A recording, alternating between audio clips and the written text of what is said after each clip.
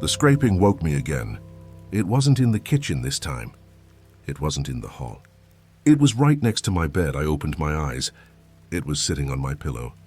The pale, bone-white pumpkin, watching me. Its skin was wet, shimmering in the moonlight. It didn't want to hunt me. It didn't want to be carved. It wanted to teach me.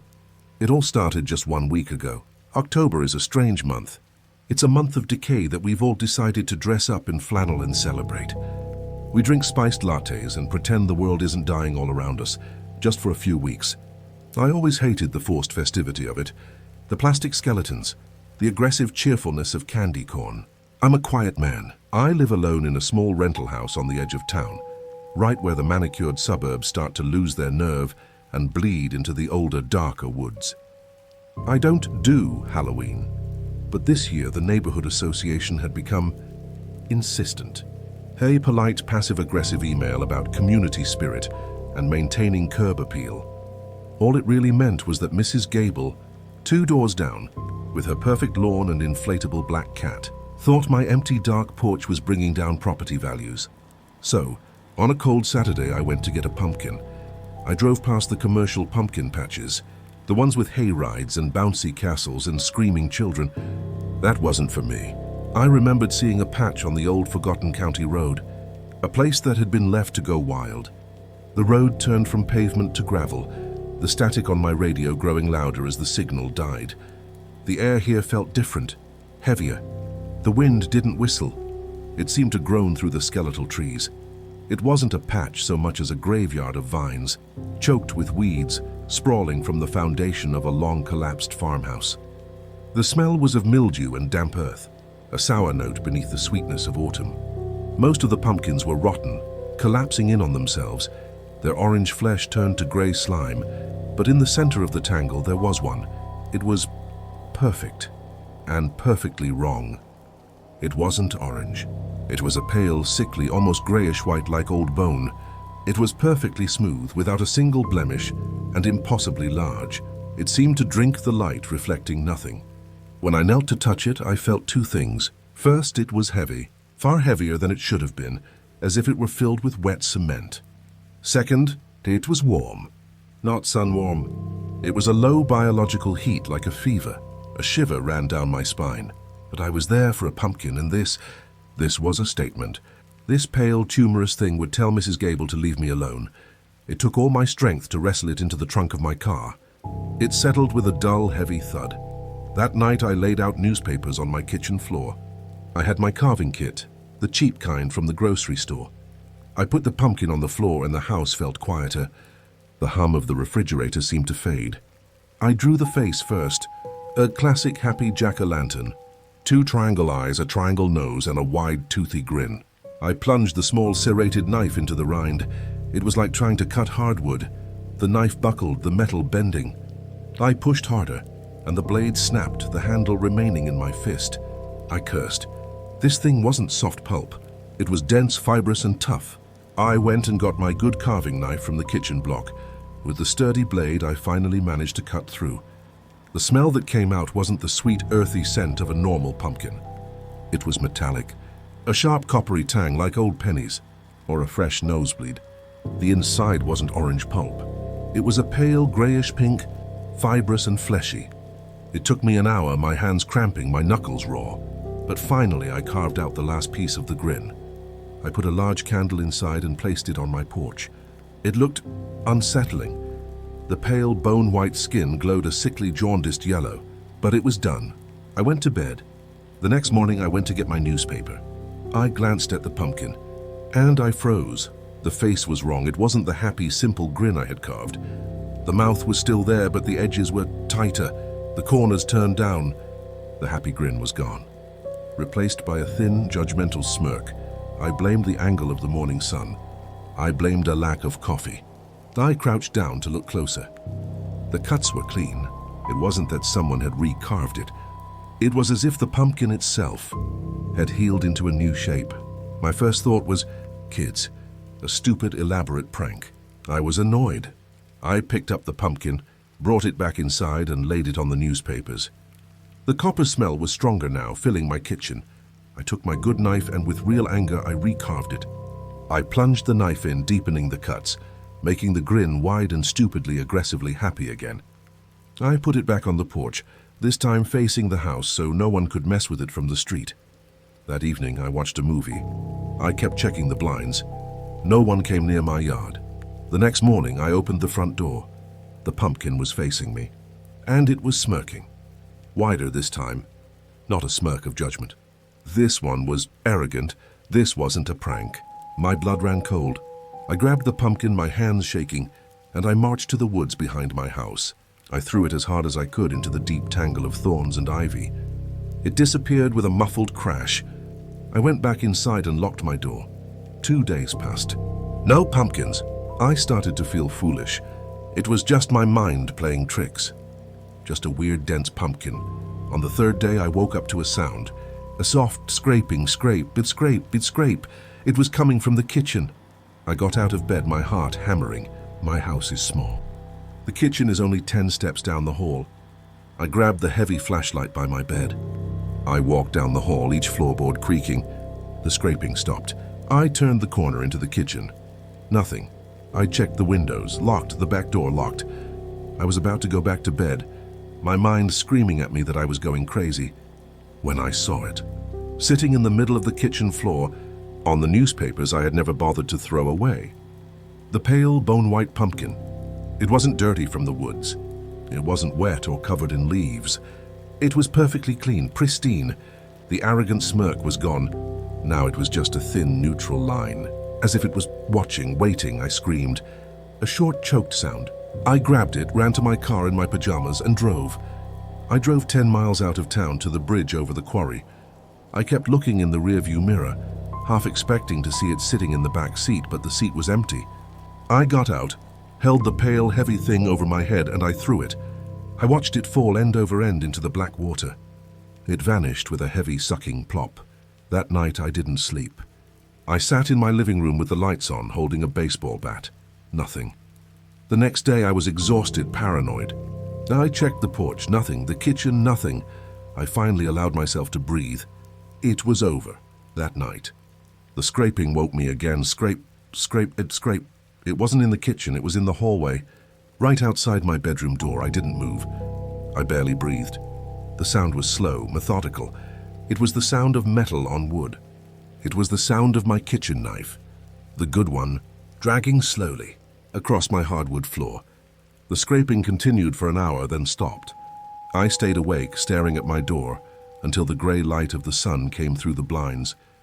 When I finally got the courage to open the door, nothing, just a smell. That sharp, coppery smell, stronger than ever, and something on the floor. My good kitchen knife. It was lying on the floor just outside my door, as if it had been dropped. My mind was tearing itself apart. One half was screaming that I was having a breakdown, a full-blown psychotic episode, that I was the one moving the pumpkin, that I was the one dropping the knife. The other half knew that I had thrown that pumpkin into the quarry. I had seen it sink. I had felt the cold water splash back. I had to know. I had to know where this thing came from. I was losing my mind, and the only way to save it was to prove which half of my mind was lying. I got dressed, my hands shaking so badly I could barely button my shirt. I grabbed my car keys, left the knife on the floor, a stark metallic accusation, and drove. I drove back to the abandoned farm, back to that godforsaken patch of weeds. The daylight did nothing to make it less menacing. The skeletal trees seemed to claw at the gray sky. I parked and walked, not to the patch, but to the ruined foundation of the house. It was just a hole in the ground now, filled with rubble, shattered glass, and dead leaves. But behind it, almost swallowed by the woods, was a small, collapsed shed. The door was rotten, barely hanging on its rusted hinges. I pushed it open. The screech of the hinges was like a scream, a sound that hadn't been made in decades. The smell of copper and rot was overwhelming. It hit me like a physical blow. I had to cover my mouth to keep from gagging. It was a workshop. Dark, cobwebbed. Light struggled to get through the single, grime-caked window. Carving tools were everywhere, but they weren't for pumpkins. They were chisels, mallets, strange curved knives, gouges, all coated in thick, dark rust and something else something dark and sticky that had flaked off over the years. On a workbench, I found a half-finished object. It was a gourd, pale and hard, just like mine, but it was carved into a perfect miniature screaming human face. The detail was impossible. It wasn't a caricature of a scream. It was a photograph of a scream, rendered in 3 dimensions. Every line of agony, every stretched sinew in the tiny neck. I touched it. It was rock hard, hand cold as ice. On the wall, tacked up with a rusty nail, was a single yellowed newspaper clipping. The date was faint, October 31st, 1953.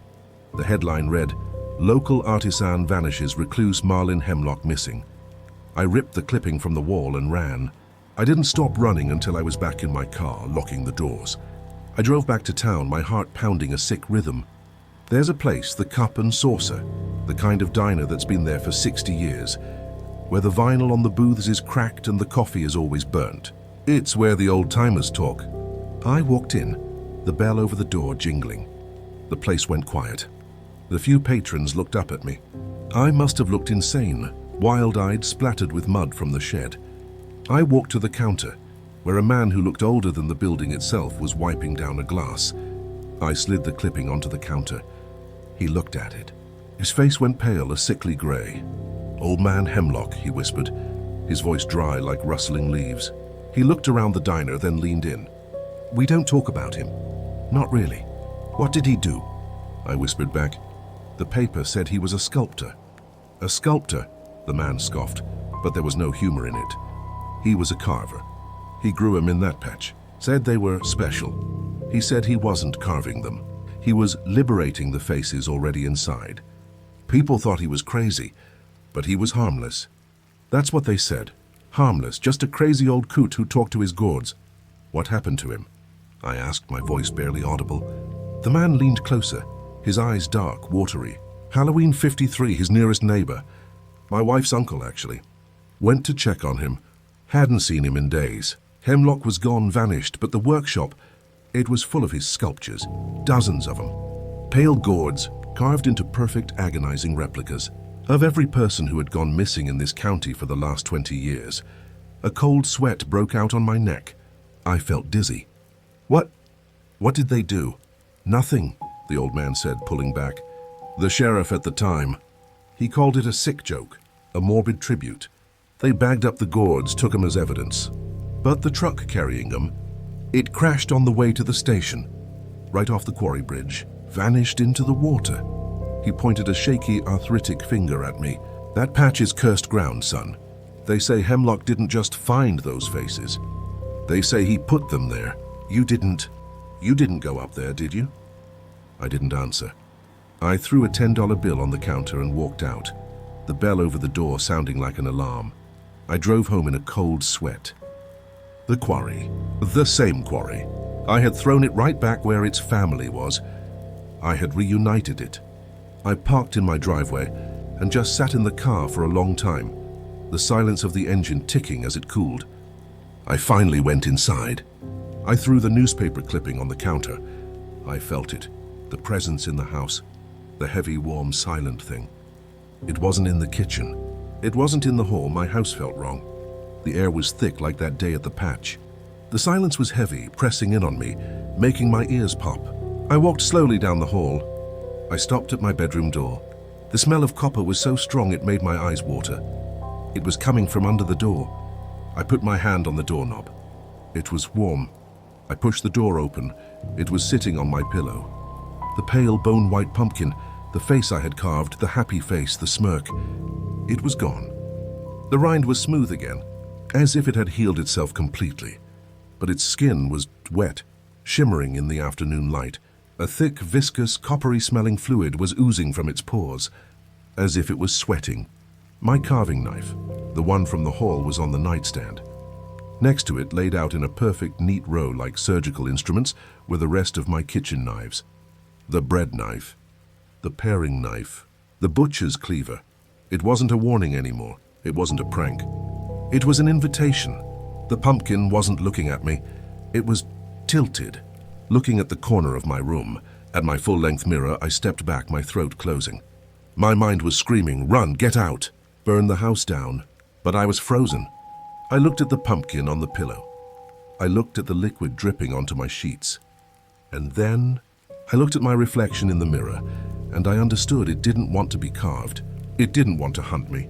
It wanted to teach me. It had liberated the faces of all those missing people. But Hemlock was gone. It had waited. It had waited decades at the bottom of that dark water until the time was right. Or maybe I was just the first person stupid enough to pick it. It had been waiting for someone to find it. Someone with potential. Someone who appreciated its true face. It wasn't mad that I carved it. It was disappointed in my technique. The smirk I saw wasn't arrogance. It was judgment. The neutral face in the kitchen wasn't waiting. I was studying. Studying my face. It didn't want to carve me. It wanted me to carve for it. It wanted me to be the new Hemlock, to liberate the faces, to give form to the formless. I stood there for I don't know how long. An hour, two? The sun started to set and the room grew dark. The shadows stretched from the corners. The copper smell was thick and sweet, almost comforting now. I looked at the neat row of knives on the nightstand. I looked at my own face in the mirror, my plain, simple, unremarkable face, and I thought, what face is trapped inside? Me? My hand reached out, seemingly on its own. It felt heavy, like it was being pulled by a magnet. I picked up the paring knife. It felt right, heavy, balanced, perfect. I looked at the pumpkin. It was still warm, waiting. I turned and I faced the mirror. I faced myself.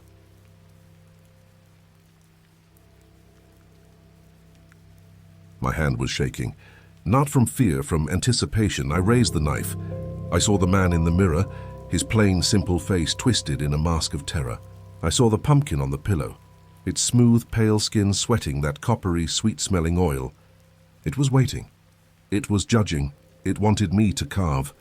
I looked at my own face. So boring, so uninspired. There was no art there, no agony, just pale, weak fear. No, not me. Not yet. I turned from the mirror and faced the pumpkin. If it was disappointed in my technique, I would have to practice. I would have to show it that I was worthy. I picked it up. It was so heavy, so warm, like a living thing. I carried it to the kitchen and set it on the newspapers. I gathered the knives. I started to carve. I didn't carve the happy face. I didn't carve the smirk. I carved what I had just seen in the mirror. I carved my face. I carved the terror. I carved the wild eyes, the open mouth, the screaming, silent understanding. I worked all night. I didn't feel tired. I didn't feel hungry. I just cut. The knife moved easily now, the pale, fleshy pulp parting like soft butter. The metallic smell was thick in my lungs, intoxicating. When the sun came up, I was finished. I stepped back. It was a masterpiece. It was me. Every line of my fear, my paranoia, my dawning, horrifying realization, captured perfectly in that pale rind. I put it on the kitchen table, facing the doorway, and I waited. The days blurred. It was Monday, then Tuesday. I didn't go to work. I don't think I ate. I just sat at the table watching my carved, screaming face and listening. The house was quiet, but it was a new kind of quiet. It wasn't empty. It felt full, pregnant, like the moment before a thunderstorm. The pumpkin on the table seemed to watch me. And slowly, over the next 48 hours, I watched it change. The scream I had carved, it began to relax. The mouth softened. The terrified eyes, they began to close. By Wednesday night, the face was serene, peaceful, as if I had liberated it not just from the rind, but from its fear. It had accepted its new face. It was Thursday, October 30th. I felt a new sensation, an itch, a deep, profound need in the palms of my hands, a need to cut, a need to carve, a need to liberate. I sat in the dark. The peaceful pumpkin me sat opposite. I understood now. Hemlock hadn't just carved the missing. He had helped them. He had given them a new permanent face. He had set them free. The pumpkin wasn't a monster. It was a tool, a guide, and it had chosen me. It's Halloween night now. My porch is dark. Mrs. Gable's house is dark. The whole street is dark. A storm knocked the power out an hour ago. But I don't need the light. My hands, they just know where to cut. The scraping sound is so much clearer now. It's not in the hall. It's right here in my lap. It's a comforting sound. The sound of creation. My first real piece is almost finished. It's not a pumpkin.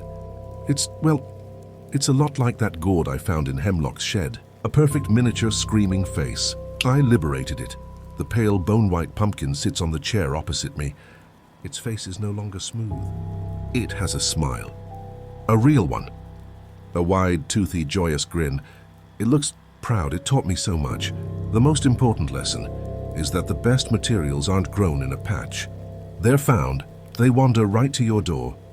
I think I hear trick-or-treaters. The first ones. I hear their laughter, their little feet crunching on the dead leaves on my walkway. I put my new sculpture down on the table, next to the peaceful pumpkin me. I pick up my knife. The good one. I walk to the door. I'm so excited for them to see my new face. The veil is thin tonight. You never know who or what you might find. If you enjoyed this introduction, subscribe to SoulShadowss Stories. We have so many more faces to show you. Click the like button if you feel inspired, and tell me in the comments, what face would you like to liberate?